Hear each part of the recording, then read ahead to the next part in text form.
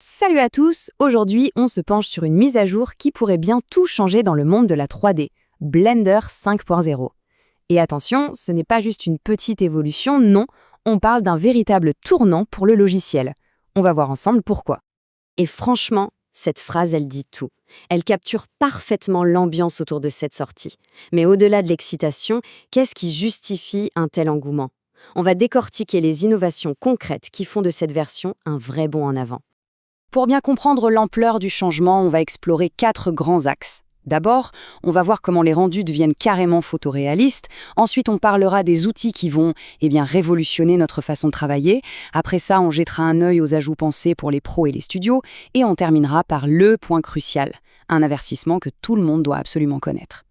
Allez, on commence par ce qui saute aux yeux, ce qui crève l'écran, la qualité de l'image finale.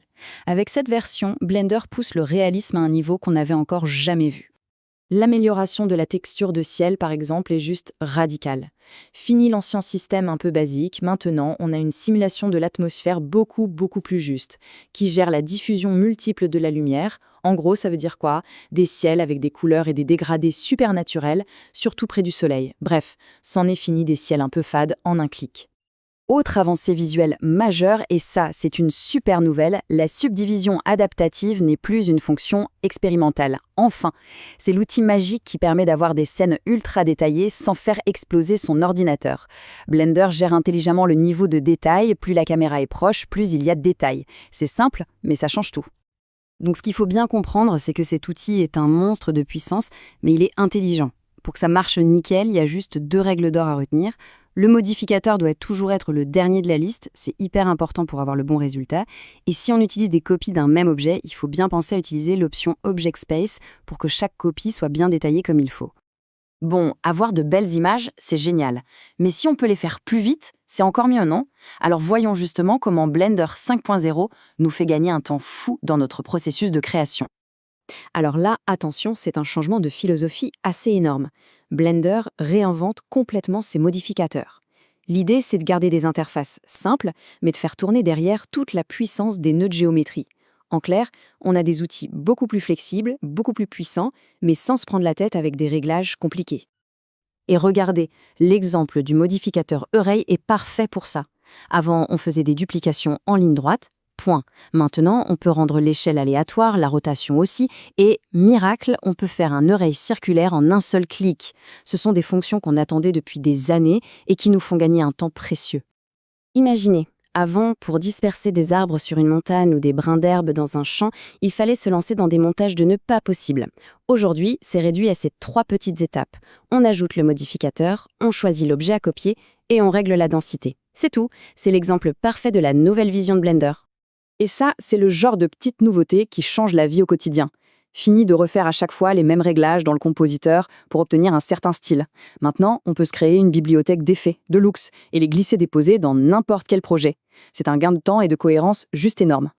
Et du coup, on a accès directement à des pré-réglages super utiles. Une vignette, du grain de film pour un look cinéma, du bruit de capteur, de l'aberration chromatique. Tous ces effets de post-production qui prenaient du temps à configurer sont maintenant à portée de clic. C'est vraiment un jeu d'enfant. Ok, on a vu les gains pour le travail en solo. Mais Blender 5.0 pense aussi aux plus grosses structures, aux studios, là où tout doit être standardisé et compatible avec le reste de l'industrie. L'arrivée d'Access, c'est un pas de géant pour Blender dans le monde pro. Pour faire simple, c'est un standard de gestion des couleurs utilisé par toute l'industrie du cinéma. En l'intégrant, Blender s'assure que les couleurs qu'on voit à l'écran seront exactement les mêmes dans les autres logiciels. C'est la garantie d'une chaîne de production couleur fiable et les pros attendaient ça avec impatience. Elle a aussi une belle amélioration technique. Pour tout ce qui est volumétrique, la fumée, les nuages, le brouillard, l'ancien système pouvait parfois créer des artefacts moches, des sortes de gros cubes dans l'image. Le nouvel algorithme, lui, est bien plus propre. On obtient de bien meilleurs résultats tout de suite sans avoir à passer des heures à ajuster des paramètres. Bon, attention, on arrive maintenant au point sans doute le plus important de cette analyse. C'est un changement radical et il faut absolument le comprendre avant de se lancer sur Blender 5.0. Voilà le truc. Blender 5.0 change son format de fichier. Pourquoi? Pour pouvoir gérer des scènes beaucoup plus lourdes, avec des millions de polygones. C'est une super évolution. Sauf que ça a une conséquence énorme. La compatibilité avec les anciennes versions est rompue. Cette chronologie est très claire. Si on enregistre un fichier avec Blender 5.0, c'est un aller simple. On ne pourra plus jamais l'ouvrir avec une vieille version comme la 3.6. C'est terminé. L'ancien Blender ne saura même pas lire le fichier. C'est donc un détail crucial à garder en tête, surtout quand on travaille en équipe. Finalement, ce qu'il faut retenir, ce n'est pas juste une liste de nouveautés. Blender 5.0, c'est une nouvelle boîte à outils, beaucoup plus puissante et plus intuitive. Et ça nous amène à une dernière question, une question un peu vertigineuse. Maintenant que toutes ces portes sont ouvertes, qu'est-ce qu'on va bien pouvoir inventer ?